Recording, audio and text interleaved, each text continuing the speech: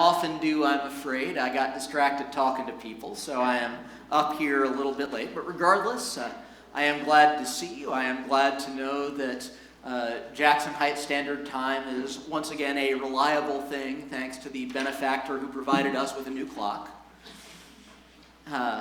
So you can pause for a moment to admire the handsomeness of the clock. It is a handsome clock.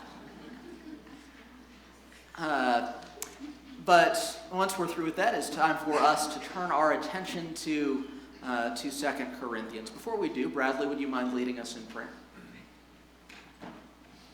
Father, as we are gathered here this morning, we're thankful for the good things that you do for us. We pray, Father, as we study your word today, as Paul reveals through his letter to the Corinthians, that we'll have a good understanding of what Paul says, and we pray, Father, that we'll have the courage and wisdom to apply the things that he's teaching them to our lives also, so we can be pleased in our sight. We pray, Father, that every day we can be conscious of our journey towards heaven, and that we'll live our lives accordingly. Is our prayer in Christ's name. Amen. Amen. Thank you, brother. As you might recall from last week, where we are in our study of 2 Corinthians is that we are in the midst of Paul's defense of his apostleship.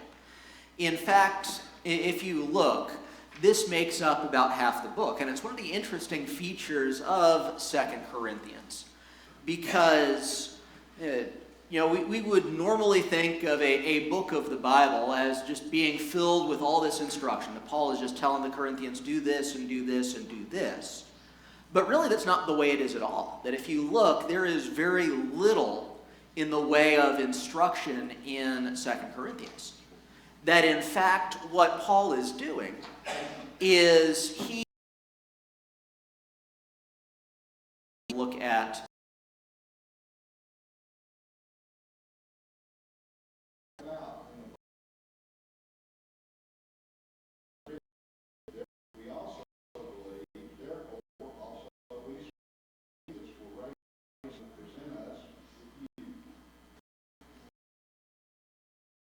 Paul draws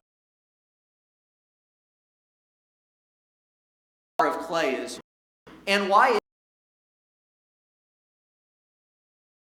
powerful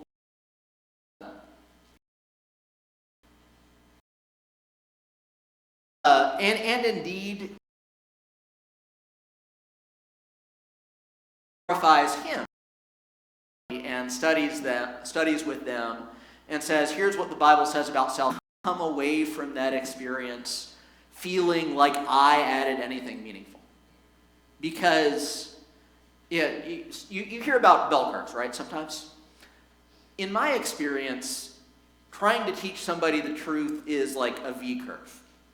That on the one extreme, it is either going to be really easy because the word is going to penetrate their heart and they're going to obey it. Or on the other extreme, it is going to be impossible. And there is nothing you can say of the gospel. Worry about ourselves.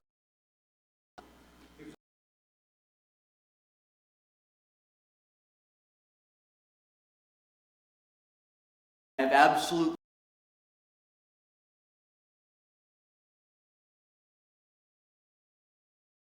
going to